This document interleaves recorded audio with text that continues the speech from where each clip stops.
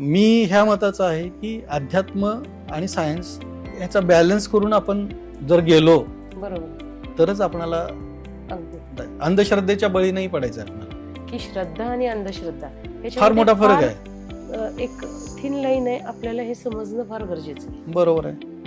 आणि कधी नकळत आपण इकडून तिकडं पार करतो आणि तिकडून इकडं पार करतो आणि तिथं आपण देवाला बदनाम करतो. नाही, मला सांगा ना, तुम्ही आज एका मंदिरामध्ये गेला, तिथं तुम्ही एखादी विश मागितली तर ती पूर्ण झाली की तुम्ही दुसऱ्या मंदिरामध्ये जा.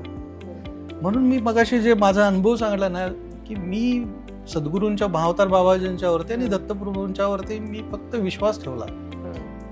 मी कुठली अपेक्षा नाही ठेवली की मला हे मिळावं, मला सिद्धी मिळाव्यात किंवा मला अजून काहीतरी प्राप्त व्हावं, मला लोकांचं भविष्य कानामध्ये काढायला पाहिजे, मग मी त्यांच्या ह्याच्यासाठी आपला हे नाहीये.